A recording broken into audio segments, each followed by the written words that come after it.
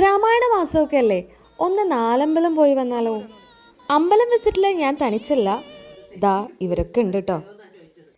ഇതെല്ലാം എൻ്റെ അമ്മയുടെ അനിയത്തിമാരാണ്, എൻ്റെ മേമ്മമാർ. രാവിലെ നേരത്തെ അമ്പലത്തിൽ പോകുന്നതുകൊണ്ട് തന്നെ ഇവരെല്ലാം തലേന്ന് രാത്രിയേ എത്തിയിട്ടുണ്ട്.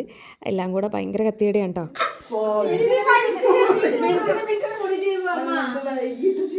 ഈ അമ്പലം വിസിറ്റ് എന്നുള്ളതിനേക്കാളും നമ്മുടെ ഫാമിലി ആയിട്ട് ഒരു ഗെറ്റ് ടുഗെദർ എന്നതാണ് ഇതിൻ്റെയൊക്കെ മേജർ ഉദ്ദേശം. നമ്മുടെ ആശയങ്ങൾ അമ്മമാരുടെ അടുത്ത് പറയുമ്പോൾ അവർക്ക് എതിർപ്പുണ്ടാവും, അവർക്ക് യോജിപ്പുണ്ടാവും. ഇതിനൊക്കെ ഒരു അവസരം കൂടിയാണ് ഇത്തരം ഒത്തുചേരലുകൾ അല്ലേ.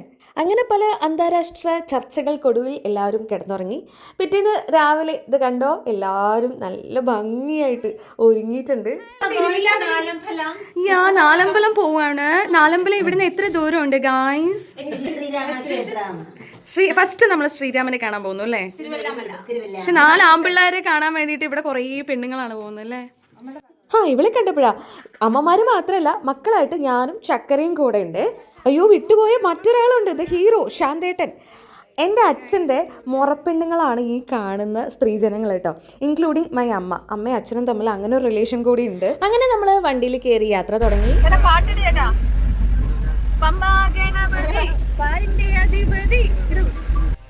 രാമായണ മാസം രാമനും രാമൻ്റെ 4 അനുജന്മാരെയും കാണാനായിട്ടാണ് ഈ ഒരു യാത്ര എന്നാണ് പറയാറുള്ളത്. അപ്പോൾ ആദ്യം നമ്മൾ പോകുന്നത് തിരുവല്ലാമല വില്വാദ്രിനാഥ ക്ഷേത്രത്തിലേക്കാണ്. ഇവിടെ നമ്മൾ ആദ്യം കാണുന്ന പ്രതിഷ്ഠ ലക്ഷ്മണൻ്റേതാണ്, പിന്നീടാണ് നമ്മൾ രാമനെ കാണുന്നത്.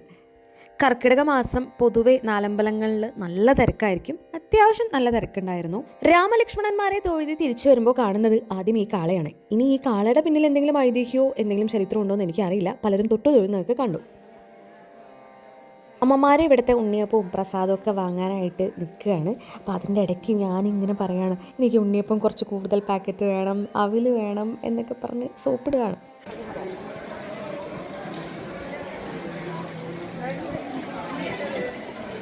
ഇവിടുത്തെ ഉണ്ണിയപ്പവും അവിലും എൻ്റെ പേഴ്സണൽ ഫേവറേറ്റാണ്. ഞാൻ അമ്പലത്തിൽ വരുന്നതിൻ്റെ മേജർ ഉദ്ദേശം ഇതൊക്കെ തന്നെയാണ്. അമ്പലത്തിൽ നിന്ന് സ്റ്റീപ്പായിട്ടുള്ള ഈ പടിക്കെട്ടുകൾ ഇറങ്ങി വന്നാൽ നമുക്ക് അയ്യപ്പനെ കാണാം. പിന്നെ ഇവിടെ വേറൊരു സങ്കല്പം കൂടിയുണ്ട്. ഈ ആലിൽ നോക്കി പ്രാർത്ഥിച്ചാൽ ഗുരുവായൂരപ്പനെ പ്രാർത്ഥിക്കുന്ന പോലെയാണ് എന്നാണ്. അതായത് ഈ ആലിൽ കുറേ പല്ലികളുണ്ട് കേട്ടോ. ഈ പല്ലികളെ സംരക്ഷിക്കാനാണോ എന്താണെന്ന് അറിയില്ല, പല്ലിയെ കണ്ടാൽ ഗുരുവായൂരപ്പനെ കണ്ട പോലെയായി എന്നാണ് വിശ്വാസം. ഇൻട്രസ്റ്റിംഗ് ആയിട്ടുള്ള ഒരുപാട് വിശ്വാസങ്ങൾ ഈ അമ്പലത്തിലുണ്ട്. ശ്രീരാമജയം എന്ന 1000 തവണയൊക്കെ പേപ്പറിൽ എഴുതി അത് വെച്ച് മാല കോർത്ത് ഹനുമാനെ നേദിച്ചു കഴിഞ്ഞാൽ ഒരുപാട് ആഗ്രഹിക്കുന്ന കാര്യങ്ങൾ നടക്കും എന്നാണ് പറയുന്നത്. മറ്റൊരു വിശ്വാസമാണ് കല്ല് വീഴാതെ ഇതുപോലെ അടുക്കി വെച്ച് കഴിഞ്ഞാൽ നമ്മൾ ആഗ്രഹിക്കുന്ന കാര്യങ്ങളൊക്കെ നടക്കും എന്നുള്ളത്.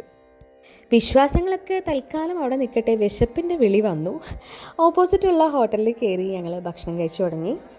ഭക്ഷണം കഴിച്ച പാതി കഴിക്കാത്ത പാതി വേഗം കഴുകി ഇതാ ഒരാൾ ഫോൺ നോക്കിയിരിക്കുന്നത് എന്തിനാണെന്നറിയോ? നാലമ്പല യാത്ര ചൂടോടെ വാട്സപ്പ് സ്റ്റാറ്റസ് ഇടാനാണ് അത്രേ.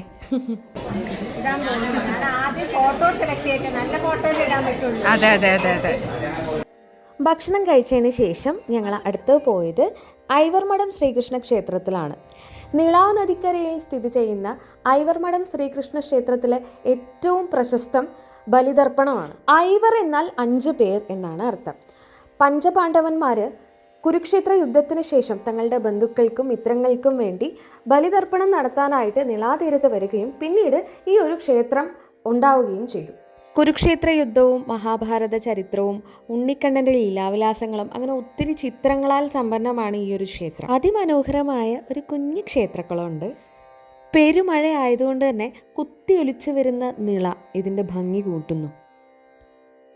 ഐവർ മഠത്തുനിന്ന് പിന്നെ ഞങ്ങൾ പോകുന്നത് ഭരതക്ഷേത്രത്തിലേക്കാണ്. പച്ചപ്പട്ട് വിരിപ്പിട്ട പച്ച ഡ്രസ്സ്, മഞ്ഞ ഡ്രസ്സ്, പച്ചപ്പാടം. നാലമ്പല ദർശനം ഈ കർക്കിടക മാസം ആയതുകൊണ്ട് തന്നെ കർക്കിടക മാസത്തിൽ മാത്രമാണ് ഈ അമ്പലത്തിൽ ഇത്രയും തിരക്ക്.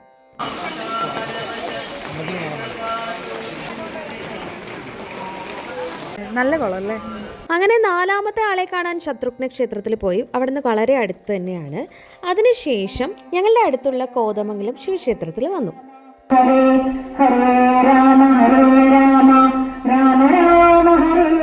കോതമംഗലം ശിവക്ഷേത്രത്തിലെ കർക്കിടക മാസം എല്ലാ ദിവസവും കഞ്ഞി കിട്ടും. അപ്പോൾ നല്ല ചൂടോടെ കഞ്ഞിയൊക്കെ കഴിച്ച് നമ്മൾ തിരിച്ച് വീട്ടിലോട്ട് വരികയാണ്. നാടൻ ചിക്കൻ എന്തൊക്കെ വായിക്കും.